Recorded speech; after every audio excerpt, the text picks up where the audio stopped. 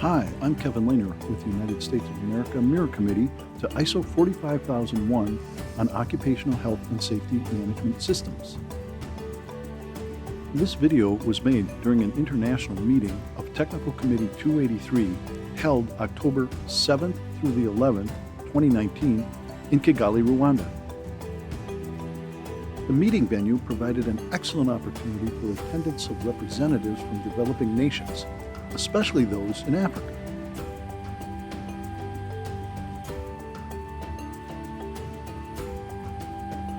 The facilities at the Kigali Convention Center, where the meeting was held, provided a great atmosphere for international collaboration.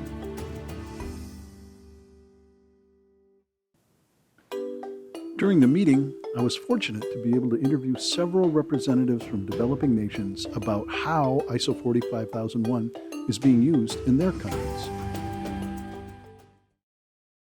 Okay, thank you very much. My name is Tatenda Nyenda. I come from Zimbabwe. Representing the Standards Association of Zimbabwe, our national standards body, where I am the chairperson of the National Mirror Committee, SA 012 to ISO TC 283. Can you tell me a little bit about how Zimbabwe is using ISO 45001 to help improve occupational health and safety in Zimbabwe? I think you are aware that any country or any top manager in any country would require to meet their intended outcomes from a business or core business standpoint.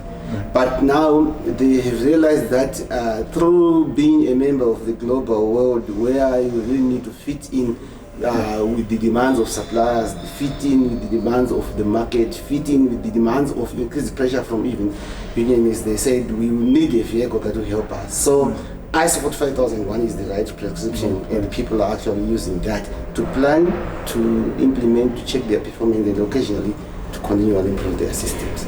Has your country considered codifying it or making it a requirement in a legal way, or referencing it in regulations, laws at all? Have they thought of that? We have a national occupational health and safety policy that was gazetted in 2014.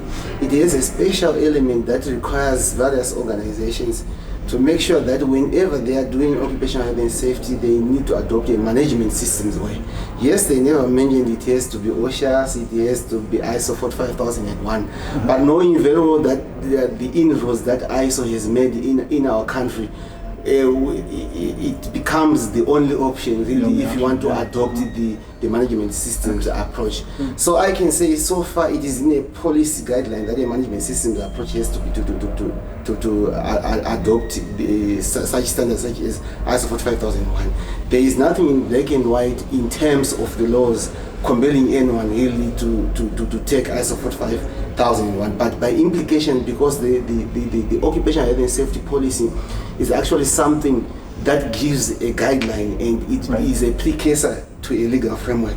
Currently, there is an occupational health and safety bill that is revising. I think you may be aware that our occupational health and safety laws have been documented sometime in the 1970s, a good number of them, and currently they are being revised for relevance. And one key normative document that is actually going to guide the revision of that law is the National OHS Policy. And inside that OHS policy, we have a requirement to adopt a management systems approach in doing that. And I see an opportunity for professionals in that really to push for the ISO 45001 as a reference to do that. Excellent. Tatenda, thank you so much for your time. I really appreciate the information you've given me, and it's I'm very impressed with what developing nations are doing here in Africa to implement and promote 45001. So thank you very much. Thank you. A representative from Ethiopia also talked with me about how his nation is using ISO 45001. Okay, my name is Alamayo Seteng from Ethiopia. Okay. And I'm working for the national standard body as an expert That means on the one of the national standard body core processes standard implementation. So in that area, I'm an expert for the effective implementation of the standards for both product standard and management standard. Can you tell me about why ISO 45001 is important to Ethiopia? How are you folks using it in Ethiopia? Yeah, ISO 45000 is used not only for Ethiopia, it's used for all over the world because it's a sensitive issue, because it deals about the health and safety. So health and safety is a sensitive issue for any organization, whether that organization provides a service or a manufacturing company. It is a serious issue, even in my country. As you know, Ethiopia is a developing country, and we are busy on the construction sector. We are busy on the manufacturing, the local manufacturing industry. So there are a basic issue. It's a basic issue for our country, especially for those who are working on the small and medium enterprise, for those who are working on the construction sector, and also even for those who are working on the mining sector. Very good. Excellent. Well, thank you very much. That's really helpful. I really appreciate your time. You're welcome. Thank you. Thank you. Our gracious hosts, the Rwanda National Standards Body, arranged a visit to the Genocide Memorial in Kigali. Approximately 800,000 people in Rwanda lost their lives during the 100-day conflict from April to July of 1994. The well-attended visit to the memorial was sobering and grimly ironic for a group focused on health and safety. A representative of the Rwanda Mirror Committee to TC 283 explained some of the challenges developing nations in Africa are facing. My name is Jen Nyamvumba. I'm representing Rwanda. I work with Rwanda Standards Board. I work with system certification in Rwanda Standards Board. What are some of the challenges that rapidly developing countries face with occupational safety and health in your country? There are a number of issues, but I have to talk about one issue on the informal sector. As you know, the formal sector can be brought together. Right. But right. the informal sector, it's a journey, knowing who does what in a number of sectors. Yeah. There are a number of things that are being done in construction informally. There are a number of in manufacturing, in agro-processing, transportation, the informal sector. So if the developing nations would come up with a strategy how to reach out to the informal sector and reach out to the informal sector and educate them about the occupational health and safety and get them registered to have a database and educating them about the benefits of being known in a formal way, so that wherever there is support, wherever there are regulations that the government have put in place, they can reach out to them and educate them before they conform to those regulations. Right. That would be a good move. Right. You mentioned regulations. As I understand it, Rwanda has referenced ISO 45001 in their regulatory framework. Is that correct? It's correct.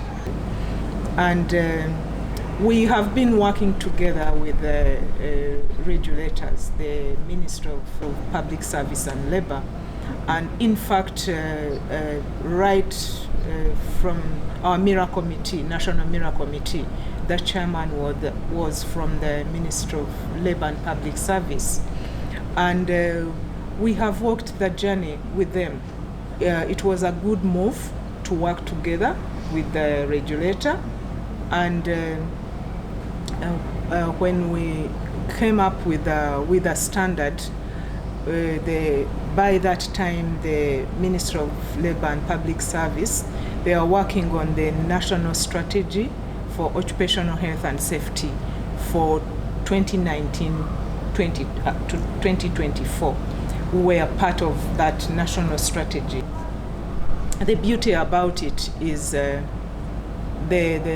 regulators highlighted the regulations in comparison with the standard requirements. Oh, okay. And yes. So they aligned some of the regulatory framework with, great. Yeah. That's excellent. That's very, very, very forward thinking. And I really appreciate you taking a few minutes here to tell me about how Rwanda is viewing ISO 45001.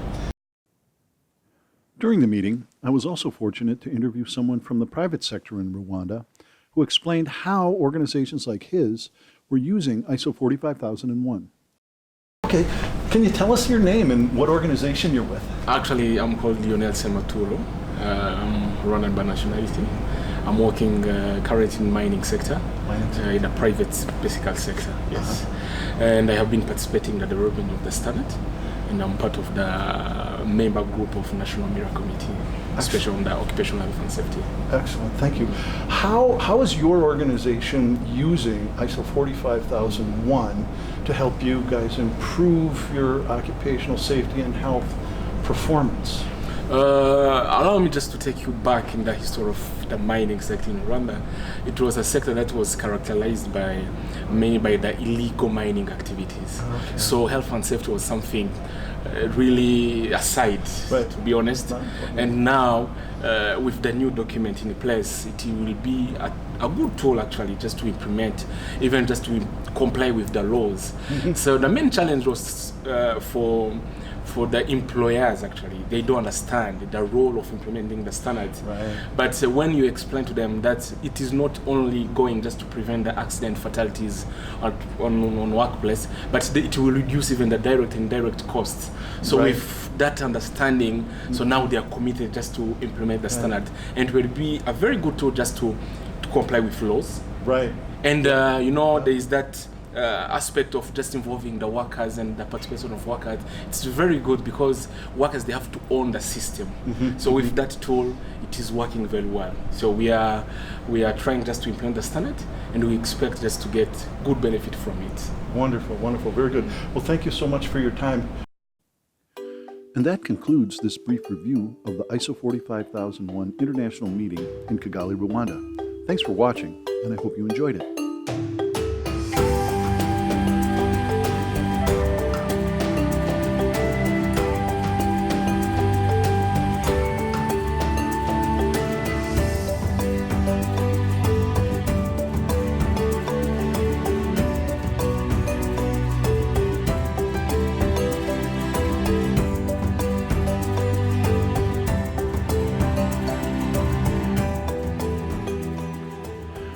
This production was made possible by the support of Environmental Compliance Systems, Inc., helping organizations plan and operate effective environmental and health and safety management systems. And with support from CorrectTrack.com, an easy-to-use tool helping organizations improve corrective action performance.